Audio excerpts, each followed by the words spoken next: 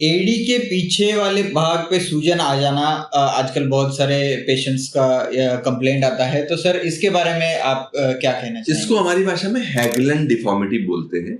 इन patients में AD के पीछे एक हड्डी होती है जो बढ़ जाती है। देखिए, एक टेंडन होती है जिसको हमारी भाषा में टेंडो एक्किलीज टेंडन बोलते हैं। वो टेंडो एक्किलीज टेंडन एडी के पीछे वाली हड्डी पे अटैच होती है, चिपकती है। जहां पे वो चिपकती है वहां पर एक हड्डी बढ़ जाना, इसको एंथेसाइटिस बोलते हैं या रेट्रोकैल्केनियल स्पर बोलते हैं।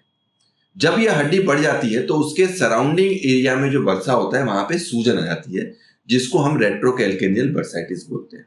और यह जो तकलीफ है ये पेशेंट्स के लिए काफी परेशानदायक हो सकती है। इसमें दिखने में तो खराब लगता ही है, दर्द भी रहता है, चलने में तकलीफ होती है, और जब भी आप पेशेंट वजन डाल के चलना शुरू करता है उसको दर्द होने लग जाता है। तो ये इस प्रॉब्लम को हमारी भाषा में हैगलन डिफॉर्मिटी बोलते हैं।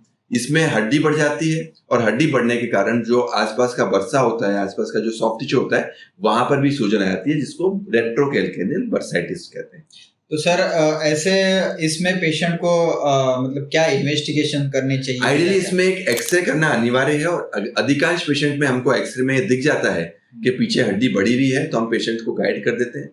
जिन पेशेंट्स में तकलीफ ज्यादा होती है हम एक एमआरआई भी कराते हैं, जिसमें हमको न सिर्फ हड्डी का पता लगता है बल्कि बर्सा में और सॉफ्ट टिश्यू में कितनी सूजन अंदर है और अंदर और क्या क्या तकलीफ है।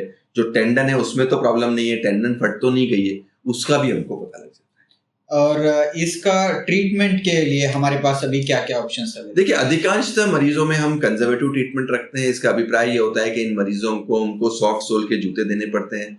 हम इनको सिलिकॉन हील कप के इंसोल्स दे सकते हैं, जिससे इनको दर्द कम होगा। कुछ लोकल ट्यूब, ऑइंटमेंट, गर्म पानी का सेक वगैरह हम इन पेशेंट्स को दे सकते हैं। कुछ स्पेशल टैबलेट्स हैं जो सूजन और दर्द कम करती हैं, वो भी हम इनको दे सकते हैं।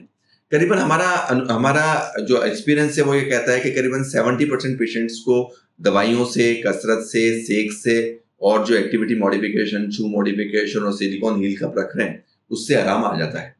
कोई सर्जिकल प्रोसीजर भी है इसके बिल्कुल। लिए? अगर मान लो पेशेंट को इनसे आराम नहीं आ रहा है, 20 से 30% वाले केस में है, जब आपको सब कुछ लेने के बावजूद आराम नहीं आ रहा है, दर्द बना हुआ है और चलने में तकलीफ हो रही है, तो दूरबीन की पद्धति से हम ये जो हड्डी पड़ जाती है इसको निकाल सकते हैं। इसको एंडोस्कोपिक रेट्रोकैल्केनियल बर्सा एक्सिशन बोलते हैं। इसमें हम दूरबीन के माध्यम से आपकी एडी के अंदर जाते हैं, जो बढ़ी हुई हड्डी होती है उसको निकाल देते हैं, और जो सूजन आ जाती है उस सूजन को भी निकाल देते हैं।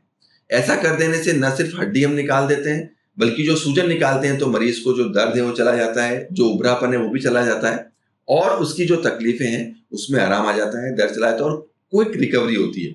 1 से 2 हफ्ते में पेशेंट को चलने फिरने लायक हम कर देते हैं।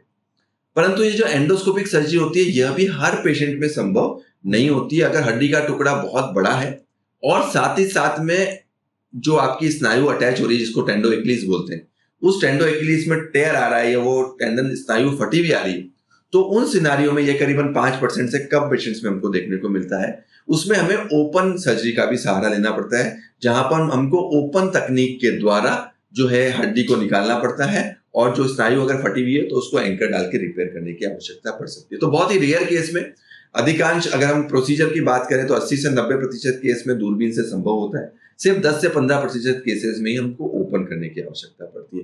परंतु जब भी हम ये प्रोसीजर करते हैं उसके पहले एक एक्सरे और एमआरआई अनिवार्य है। परंतु हम आपके माध्यम से ये व्यूअर्स को मैसेज देना चाहते हैं कि अगर ऐसा है, अगर ये तकलीफ आपको है, तो आपको निराश होने की आवश्यकता नहीं है। अधिकांश जो पेशेंट हमारे पास आते हैं बहुत निराश अवस्था में आते हैं कि इस बीमारी का कोई इलाज ही नहीं है। हमने कई डॉक्टर्स को दिखा लिया, कई फिजियोथेरेपिस्ट को दिखा लिया, पर इसका इलाज नहीं मिल रहा है। परंतु ऐसा नहीं है। आज की रिसेंट एडवांस टेक्नोलॉजी के द्वारा एंडोस्कोपिक सर्जरीज भी अवेलेबल हो गई हैं, जिससे अधिकांश केसेस में ओपन सर्जरी की आवश्यकता ही नहीं पड़ती है, और एंडोस्कोपिक सर्जरी के माध्यम से इस तकलीफ को हम जड़ से मिटा सकते हैं, काफी अच्छे रिजल्ट पेशेंट को दे सकते हैं।